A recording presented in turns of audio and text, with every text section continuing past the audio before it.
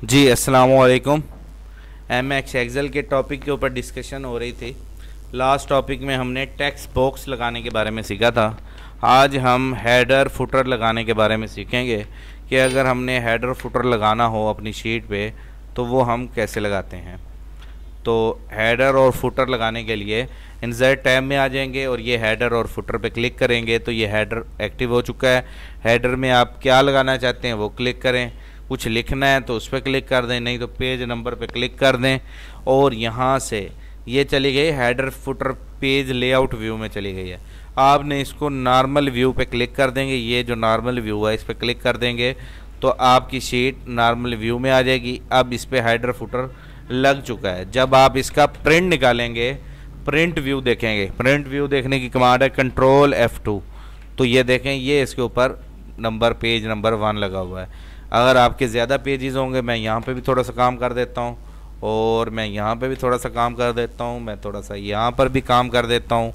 ये हमारे पेजेस हैं, ये इस पेज पे भी मैं थोड़ा सा काम कर देता हूँ, इस पेज पे भी थोड़ा सा काम कर देता हूँ और इस पेज पे भी थोड़ा सा काम और इस पेज पे भी थोड़ा सा काम।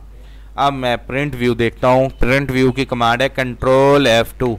ये देखें, हेडर पे मैंने नंबर लगाया, पेज नंबर 1, ये ख़त्म। नेक्स्ट मैं इस पर क्लिक करता हूँ, दूसरा पेज, ये दूसरा पेज, ये देखें ये 1, ये 2, अभी आएगा तीसरा पेज।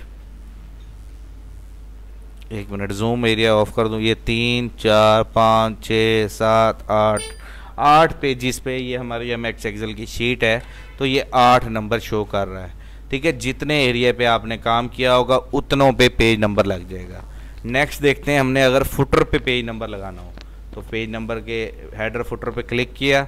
अब हमने फुटर पे क्लिक करने के बाद पेज नंबर पे क्लिक कर देंगे तो ये अब फुटर पे नंबर लग गया है।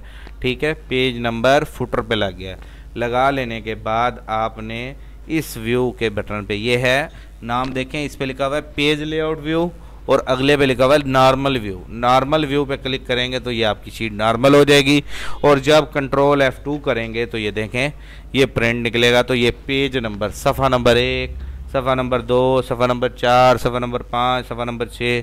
तो क्योंकि एक्सेल का हमारा काम ज़्यादा सफ़ों पर होता है तो सफ़ा नंबर लगा दें तो ज़्यादा बेहतर है। उम्मीद करता हूँ आपको पेज बॉर्डर